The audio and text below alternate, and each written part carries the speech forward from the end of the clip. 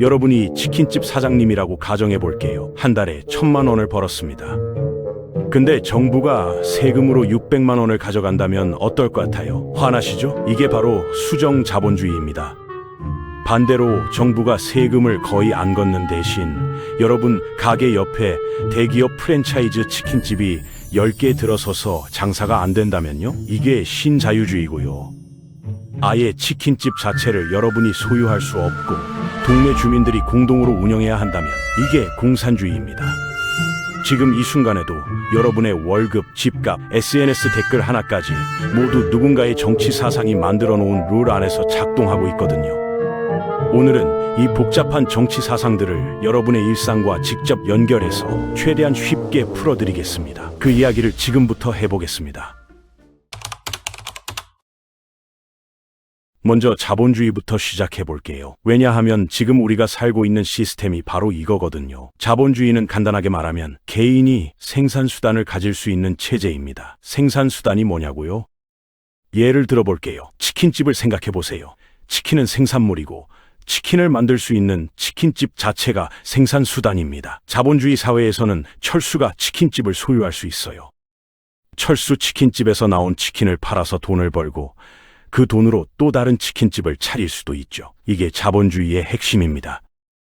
자본주의는 산업혁명 시기에 경제학의 아버지라고 불리는 애덤 스미스가 체계를 잡았는데요. 처음에는 정부가 시장에 전혀 개입하지 않는 완전한 자유시장을 추구했습니다. 애덤 스미스는 유명한 말을 남겼죠. 시장에는 보이지 않는 손이 있어서 알아서 조절된다고요. 그러니까 정부가 치킨값 올리지 마세요. 최저임금 이만큼 주세요. 이렇게 간섭하지 말고 시장이 알아서 돌아가게 놔두는 게 나라를 부강하게 만드는 방법이라는 겁니다. 실제로 산업혁명 이후에 자본주의를 받아들인 나라들은 엄청나게 부유해졌어요. 영국은 세계를 지배하는 제국이 됐고 미국은 초강대국으로 올라섰죠. 근데 문제가 생깁니다. 규제가 없으니까 노동 환경이 엉망이 됐어요. 하루에 16시간씩 일하는데 임금은 턱없이 적고 어린아이들까지 공장에서 일하는 상황이 벌어진 겁니다. 부자는 더 부자가 되고 가난한 사람은 더 가난해지는 빈부격차가 심해졌죠. 거기다가 공장에서는 물건을 엄청 많이 만드는데 사람들은 돈이 없어서 못 사는 상황, 즉 공급은 과잉인데 소비는 위축되는 일이 벌어집니다. 지금으로 치면 명품 매장에는 가방이 넘쳐나는데 사람들은 월세 내기도 빠듯한 상황인 거죠. 이게 결국 1929년 경제 대공황이라는 엄청난 시장 실패로 이어지면서 초기 자본주의는 설득력을 잃게 됩니다.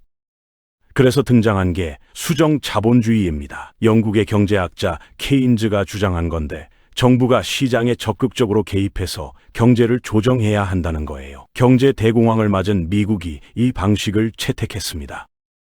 발전소 짓고 댐 건설하고 이런 공공사업을 대대적으로 벌여서 일자리를 만들었어요. 그리고 세금을 적극적으로 걷어서 복지를 확대했습니다. 실업자들한테 실업급여 주고 가난한 사람들 지원하고요. 2020년 코로나 때 우리나라도 재난지원금 받았잖아요. 그게 바로 케인즈식 수정 자본주의 정책이에요. 정부가 돈을 풀어서 소비를 촉진시키는 거죠. 이렇게 해서 미국은 위기를 극복했습니다. 근데 이것도 문제가 생겨요. 정부가 시장에 너무 과도하게 개입하면 기업들의 효율성이 떨어지고 경제가 침체되는 겁니다. 아까 치킨집 예시로 돌아가 볼게요. 여러분이 열심히 장사해서 한 달에 1,000만 원 벌었는데 정부가 세금으로 600만 원을 가져간다면 어떨 것 같아요? 새로운 지점 내고 싶은 의욕이 생기겠어요? 더 좋은 치킨 개발하고 싶은 마음이 들겠어요? 안 들죠? 기업들이 의욕을 잃으니 투자가 줄어들고 경제가 침체되고 결국 불황이 찾아옵니다. 게다가 1990년대 초에 정부 개입의 극단적인 상징이었던 소련이 붕괴하면서 정부 개입을 지지하던 수정 자본주의는 신뢰를 크게 잃게 됩니다. 그래서 나온 게 신자유주의입니다. 신자유주의는 수정 자본주의가 너무 정부 중심적이라고 비판하면서 등장했어요. 시장이 더 강해져야 하고 정부의 역할은 최소한으로 줄여야 한다는 거죠. 규제 풀어라, 세금 낮춰라, 기업이 자유롭게 활동할 수 있게 해라. 이게 신자유주의의 핵심입니다. 이런 면에서 보면 애덤 스미스의 초기 자본주의와 비슷해 보이지만 완전히 같지는 않아요. 신자유주의는 정부 개입을 완전히 없애자는 게 아니라 일정 수준의 세금과 규제는 인정합니다. 지금 전 세계에서 가장 영향력 있는 경제 체제가 바로 이 신자유주의고, 한국에서 자본주의라고 하면 보통 신자유주의를 의미합니다. 여러분이 지금 경험하고 있는 경제 시스템이 바로 이거예요. 배달 앱 수수료가 비싸도 정부가 강제로 낮추지 못하고 부동산 가격이 폭등해도 시장 논리에 맡겨야 하는 것들이 다 신자유주의 때문입니다. 근데 이것도 문제가 있죠. 기업은 성장하는데 빈부격차는 계속 커지고 사회적 약자는 제대로 보호받지 못하는 문제가 여전히 남아 있습니다. 자, 그럼 이제 자본주의의 정반대인 공산주의를 봐볼까요? 공산주의는 노동자들이 주인이 되는 완전히 평등한 사회를 꿈꾸는 거예요. 아까 치킨집 예시를 다시 들어볼게요. 자본주의 사회에서는 철수가 치킨집을 소유할 수 있다고 했죠? 근데 공산주의 사회는 다릅니다. 치킨은 개인이 가질 수 있어요. 내가 주문한 치킨, 네가 주문한 치킨, 영희가 주문한 치킨 이렇게요. 하지만 치킨집 자체는 개인이 소유할 수 없고 노동자 전체가 공동으로 소유해야 한다는 겁니다. 왜냐하면 치킨집을 철수 혼자 소유하면 철수가 다른 노동자들을 고용해서 일을 시키고 그들이 만든 치킨으로 돈을 벌잖아요. 공산주의자들은 이걸 착취라고 봅니다. 노동자들이 땀 흘려만 만든 치킨인데 이익은 치킨집 주인인 철수가 다 가져가는 게 불공평하다는 거죠. 그래서 공산주의에서는 생산수단, 즉 치킨집을 노동자들이 함께 소유하고 함께 운영해야 한다고 주장합니다. 치킨을 만드는 사람도, 주문받는 사람도, 배달하는 사람도 모두 주인이 되는 거예요. 그리고 수익도 함께 나눠 갖는 겁니다. 이론적으로는 굉장히 평등하고 이상적으로 들리죠? 근데 실제로는 제대로 작동한 적이 거의 없어요. 왜냐하면 다들 주인이면 책임지는 사람이 없어지고 열심히 일하는 사람이나 대충 일하는 사람이나 똑같이 분배받으니 의욕이 떨어지거든요. 소련이 붕괴한 이유 중 하나도 바로 이겁니다. 공산주의와 비슷한데 약간 다른 게 사회주의인데요. 많은 사람들이 사회주의를 공산주의로 가기 위한 중간 단계로 봅니다. 왜냐하면 공산주의라는 게 이론적으로는 노동자들이 스스로 권력을 쥐고 독재를 하는 사회인데 이게 현실적으로 바로 만들어지기는 어렵거든요. 그래서 과도기적 단계로 국가와 정부라는 시스템을 통해서 소수의 정치 엘리트들이 대신 운영하는 사회가 필요하다는 거죠. 그게 사회주의입니다. 근데 한국에서는 사회주의라는 말 자체에 대한 거부감이 엄청 크죠.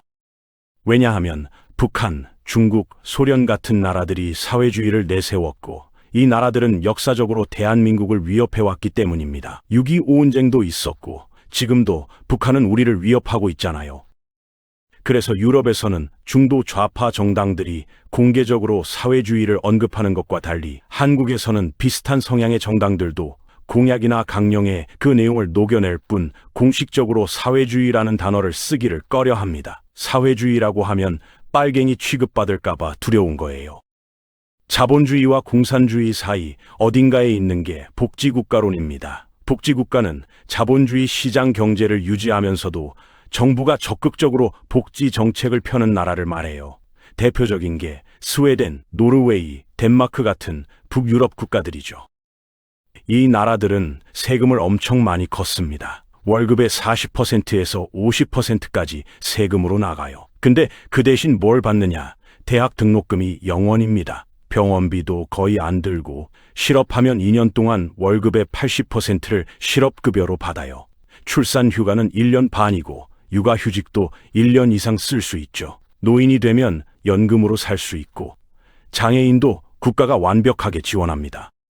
여러분이라면 어떤 시스템이 좋으세요? 세금을 월급의 절반 내는 대신 평생 국가가 책임져주는 나라, 아니면 세금은 적게 내지만 모든 걸 스스로 해결해야 하는 나라? 한국은 둘 사이 어딘가에 있는데 점점 복지를 늘리는 방향으로 가고 있습니다. 건강보험, 국민연금, 기초생활수급 이런 것들이 다 복지국가론의 영향이에요.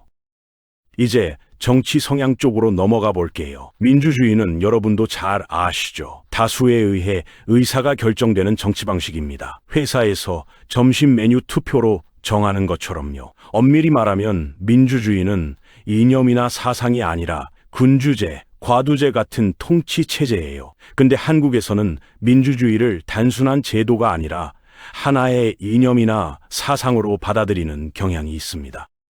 왜냐하면 우리나라는 1960년대부터 1980년대까지 30여 년에 걸친 군사 정권에 저항하면서 민주화 운동을 벌였잖아요. 광주 민주화 운동, 6월 항쟁 같은 거요. 민주정을 시행하는 것 자체가 대한민국에게는 엄청난 사상적 싸움이었기 때문에 민주주의라는 말이 단순한 제도 이상의 의미를 갖게 된 겁니다. 포퓰리즘은 요즘 정치에서 자주 듣는 말인데 보통 안 좋은 의미로 쓰입니다. 포퓰리스트들은 자기들이 진정한 국민의 의지를 대변한다고 주장하면서 대중의 인기를 통해 권력을 얻고 유지하려고 해요. 인기에 따른 정치를 의미하기 때문에 좌파든 우파든 상관없이 나타날 수 있고 대중의 지지가 중요하다는 점에서 민주주의와 연관이 깊습니다. 포퓰리즘의 특징은 복잡한 문제를 단순하고 직관적인 해결책으로 제시한다는 거예요. 예를 들어 부자들한테 세금 엄청 걷어서 국민들한테 전국민 기본소득으로 다 나눠주면 되죠. 또는 외국인 노동자들 다 쫓아내면 일자리 문제 해결됩니다. 이런 식으로요. 듣기에는 시원하고 통쾌하지만 실제로 실행하면 부작용이 엄청나죠. 현대 정치에서 포퓰리즘은 굉장히 경멸적인 뉘앙스를 가진 단어라서 스스로 포퓰리스트라고 자처하는 정치인이나 정당은 거의 없습니다. 다들 상대방한테는 포퓰리스트라고 비난하면서 자기는 아니라고 하죠.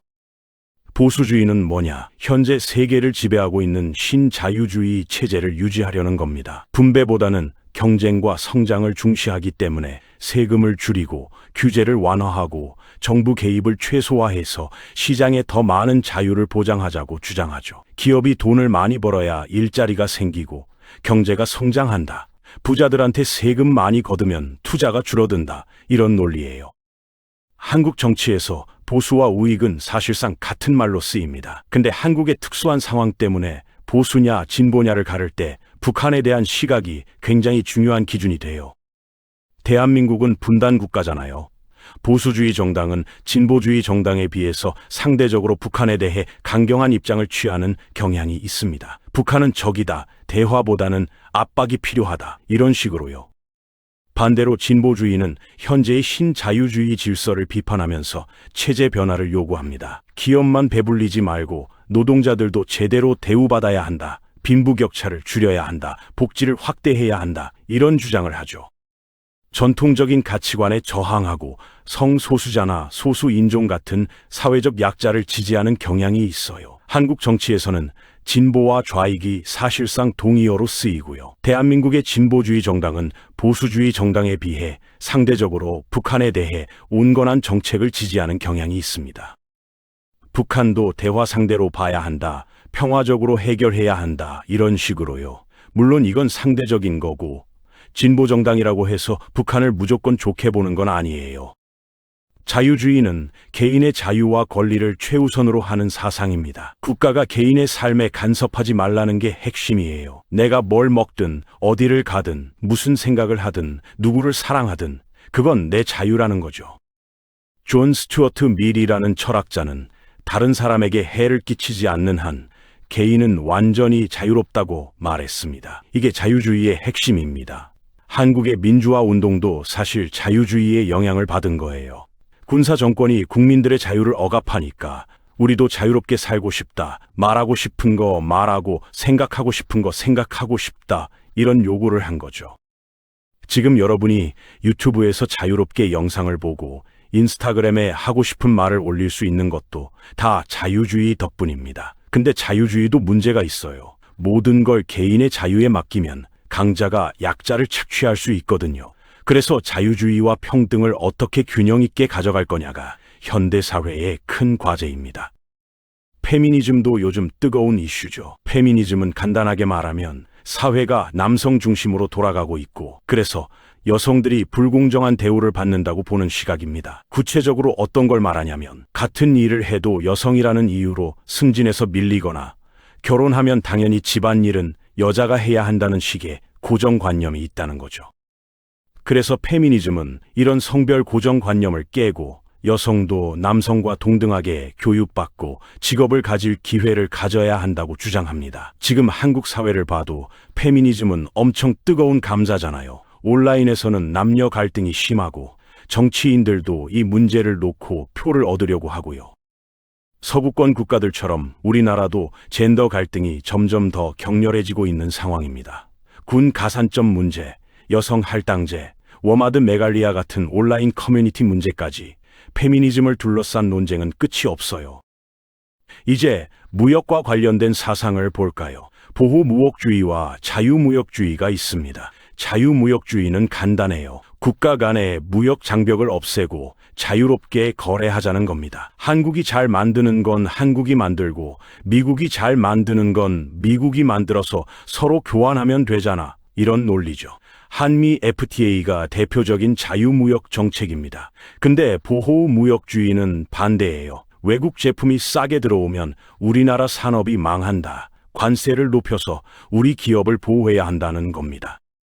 트럼프가 중국산 제품에 높은 관세를 매긴 게 보호무역주의의 대표적인 사례죠. 여러분이 마트에서 미국산 쇠고기를 살 때 한우보다 싸게 살 수 있는 건 자유무역 덕분이에요. 근데 그러면 한우 농가가 망하잖아요. 그래서 정부가 한우 농가를 지원하는 게 보호무역주의적 정책입니다. 어떤 게 맞다고 딱 잘라 말하기 어려워요. 자유무역을 하면 소비자는 좋지만 국내 산업이 타격을 받고 보호무역을 하면 국내 산업은 보호되지만 물가가 오르거든요. 이제 좀 더 극단적인 사상들을 볼까요? 파시즘은 포퓰리즘에 기반해서 국가와 민족의 강한 결속을 중시하는 군국주의적이고 권위주의적인 사상입니다. 개인은 국가 발전을 위한 수단이 되어야 한다는 전체주의 사고관을 갖고 있어요.